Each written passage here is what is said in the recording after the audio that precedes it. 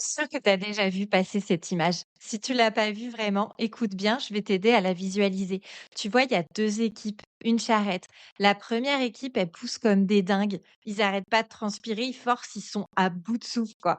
C'est normal parce que leurs roues sont carrées et à côté, tu as une autre équipe avec la même, charrette, mais elle, elle a les roues rondes et eux, ils ont déjà fini de pousser et ils proposent même de venir aider les autres, l'autre équipe et la réponse est: «Ah non merci les gars, on n'a pas le temps, on est trop occupés».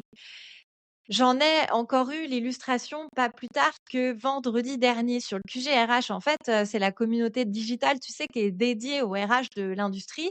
J'ai fait un live sur, spoiler, scoop, l'optimisation des processus RH pour gagner du temps et là, j'ai Hélène qui me dit: «Bah, ouais, mais Claire, c'est super ce que tu nous expliques, ce que tu nous présentes, mais moi, j'ai pas le temps». Et là, dans ma tête, vraiment, j'ai vu la charrette. Parce que si on est honnête 2 secondes, quand tu dis: «J'ai pas le temps», tu es déjà, en fait, en train de pousser ta charrette. Tu es en train de la pousser même beaucoup trop fort et elle a, probablement des roues carrées. Et ce que tu es en train de me dire, en vrai, c'est pas: «J'ai pas le temps», c'est: «Je n'ai pas le droit de m'arrêter». Alors attends, il faut que tu restes au bout de cet épisode parce que tu te doutes que je vais pas te laisser là, dans la panade comme ça. C'est là que je retrouve toujours les mêmes phrases. Bon, moi Claire, j'aimerais bien optimiser, mon process recrutement, mais j'ai pas le temps. J'ai testé plein d'outils et ça change rien. C'est trop long, c'est trop compliqué, c'est même trop chiant d'optimiser tout ça.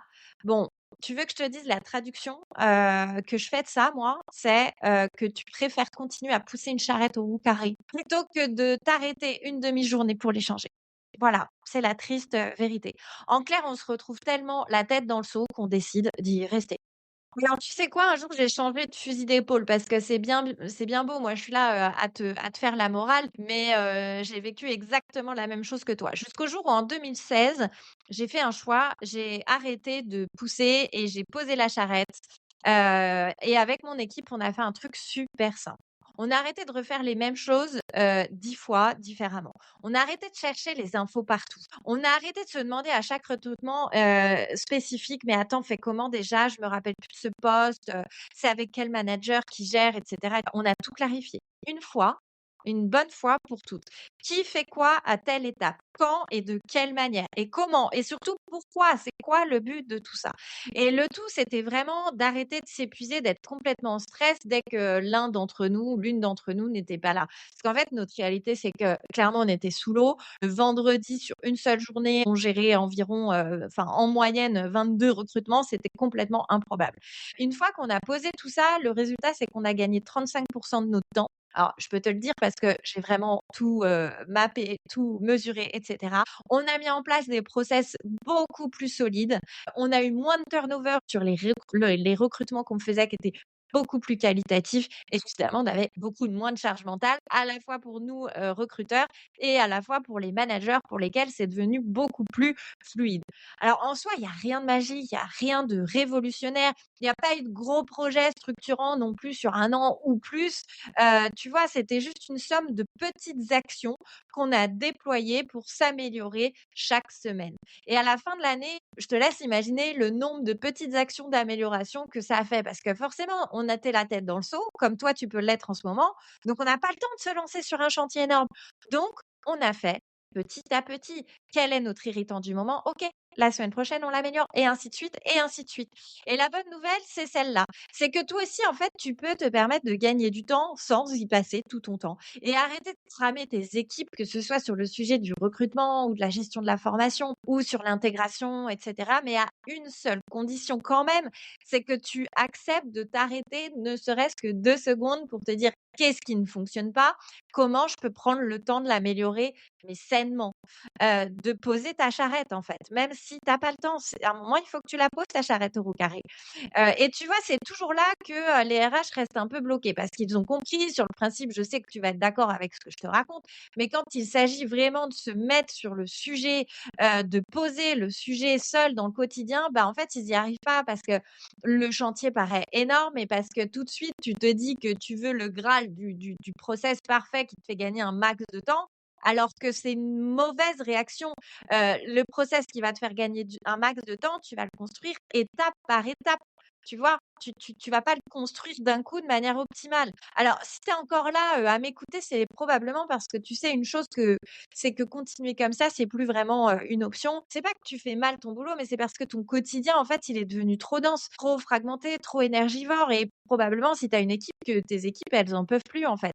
Et c'est pour ça que le programme Développer sa performance RH, je t'en ai déjà parlé dans l'épisode, précédent. Je l'ai créé pour t'offrir un temps d'arrêt, un cadre collectif où pendant 8 semaines tu vas pouvoir reprendre la main, en fait, sur ta fonction RH. Surtout, tu vas remettre de la clarté dans, tes process, dans ta stratégie RH. Tu vas surtout découvrir et apprendre la méthodologie de résolution de problèmes et le pilotage en mode projet. Il y a que ça qui va te faire sortir, en fait, de ce rôle. L'intérêt, c'est qu'évidemment, on va le faire en collectif et moi, je vais pas juste apprendre, te dire: «Bah, tiens, hop là, voilà les clés, vas-y, maintenant, tu sais tout comment faire». Non, sur ces, 8 semaines, le but, c'est vraiment qu'on construise ensemble. On va, par ces séances collectives qui alternent théorie et pratique, véritablement construire un process, qui est, celui qui te pompe le plus de temps aujourd'hui. On va l'optimiser, on va l'écrire. Ensuite, pareil, on va travailler ta stratégie RH, on va déployer le plan d'action, le pilotage de projet qu'il te faut pour l'améliorer. On va résoudre tes problèmes, tu vois? Donc, c'est hyper puissant, c'est vraiment le levier qui va te permettre de reprendre la main sur, ta fonction RH, d'arrêter de t'épuiser, d'arrêter de passer ta vie, en fait, en mode, pompier.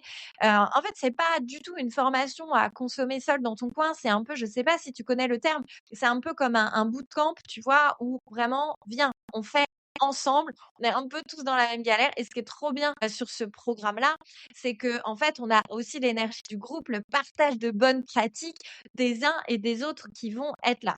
Alors toutes les infos sont dans la description. Moi, ça y est, les candidatures sont ouvertes, ça débute dans quelques semaines et quand je vois le nombre de RH avec qui je discute, que ce soit sur le QG RH, que ce soit sur LinkedIn, que ce soit dans mes accompagnements RH, c'est clairement game changer. Tu vois, ce qui change aussi, parce que pour le coup, ce format, moi, c'est un nouveau format, hein, je le faisais vraiment en mode, formation sur une demi-journée et ce qui manquait, c'était le côté comment on passe à l'action. Claire, on a bien compris, mais comment on passe à l'action? Et ben là, je t'offre ce parfait mixte entre, la formation et le passage à l'action. Donc, toutes les infos, comme je te l'ai dit, dans la description. Ça y est, tu peux candidater. Il y a 9 places dispo. Donc, j'espère vraiment t'y retrouver et tu vas voir que tu vas pouvoir gagner de la clarté et être enfin plus, serein, sereine dans, l'organisation, la structuration de ta fonction RH. Je te retrouve très bientôt. J'espère que cet épisode t'a été utile et je te souhaite une belle journée. À plus tard.